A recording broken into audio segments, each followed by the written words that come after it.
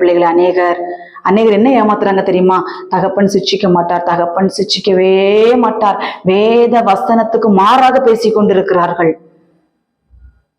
கர்த்தருடைய சிட்சையை அற்பமாக எண்ணாதே, அவர் கடிந்து கொள்ளும் போது சோர்ந்து போகாதே. அவர் என்னை சோதித்த பொன் நான் சுத்த பொன்னாக மாறுவேன் யோபு சொன்னார்ல. சோதிப்பாரு, கண்டிப்பாரு. எப்படி கண்டிப்பாருன்னா, பாவம் செய்யும் பொழுது சீர்படுத்தி, ஸ்திரப்படுத்தி, பலப்படுத்தி நிலைநிறுத்துவார். கர்த்தருடைய பிள்ளைகளே, அல்லாம கர்த்தர் பாவம் செஞ்ச ஒண்ணு சொல்ல மாட்டாரு, பாவரிக்கை பண்ணோன்னு நம்மளை பாவத்தெல்லாம் மன்னிச்சு நம்மளை ஏற்றுக்கொள்வாருன்னா அப்படி கிடையாது. பாவரிக்கை பண்ணா மன்னிக்கப்படும், அதே நேரத்தில் சிற்சி நமக்காக காத்து கொண்டிருக்கிறது. துணிகரமாய் பாவம் செய்யாதீர்கள். துணிகரமான பாவத்துக்கு பெரிய அடி உண்டு. அறியாமல் செய்யற காரியங்களே கர்த்தர் அறியாதவர் போல் இருந்தார்.